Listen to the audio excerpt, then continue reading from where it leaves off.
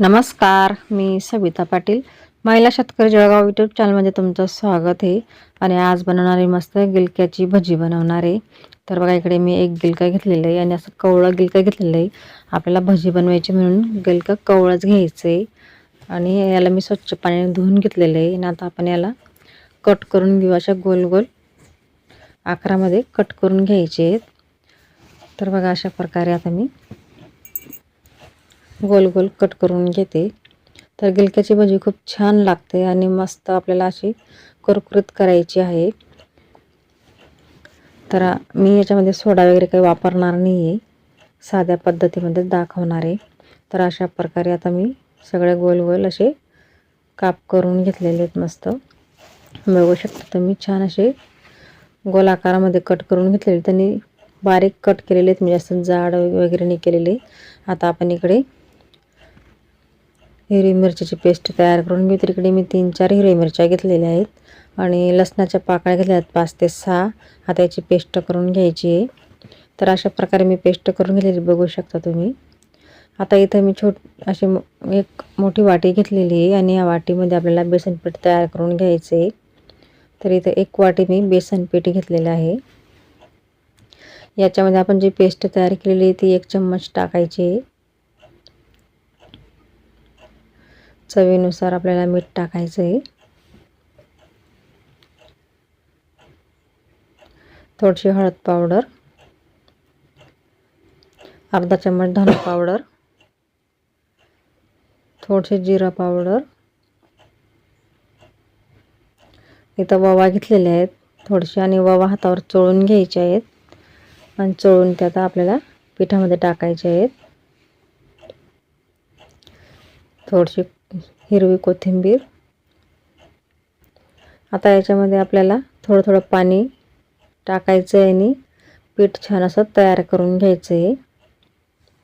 एकदम पाणी टाकायचं नाही, थोडं थोडं पाणी टाकायचं आहे आणि छान असं पीठ तयार करून घ्यायचं आहे. गठोळी वगैरे नाही ठेवायची त्याच्यामध्ये. तर मी आता असं थोडं थोडं पाणी टाकूनच पीठ छान असं तयार करून घेते. तर बघू शकता तुम्ही, पीठ छान असं तयार झालेलं आहे मस्त. आणि बघा, जास्त पातळही नाही आणि जास्त घट्टही नाही, अशा प्रकारे पीठ छान असं तयार झालेलं आहे मस्त.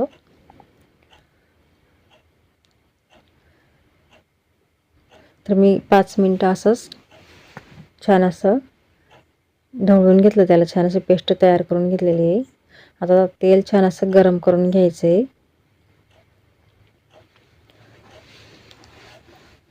तेल असं मिडियमच गरम करायचं आहे, जास्त कडक नाही. आता आपण बघू तेल गरम झालं आहे का बरं. तर नॉर्मलच आपल्याला तेल गरम करायचं. तर बघा, तेल असं नॉर्मल गरम झालेलं आहे. आता आपण एक एक गिलक्याला असं पीठ लावून घेऊ आणि भजी तयार करून घेऊ. तर अशा पद्धतीने मी आता पूर्ण गिलक्याला पीठ लावून अशी छान अशी कुरकुरीत भजी तयार करून घेते.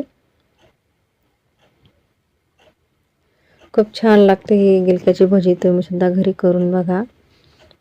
तुम्हाला जर जास्तच कुरकुरीत लागत असेल तर तुम्ही याच्यात थोडंसं तांदळाचं पीठ मिक्स करा. तर आता मी पूर्ण गिलक्या अशाच पद्धतीने तेलामध्ये सोडते आणि छान असे 2 मिनटं भजी छान अशी तळून घेते. तर बघा, अशा प्रकारे 2 मिनटं मी छान अशी तळून घेतलेली आहे आणि आता तिला पलटी करायची आहे.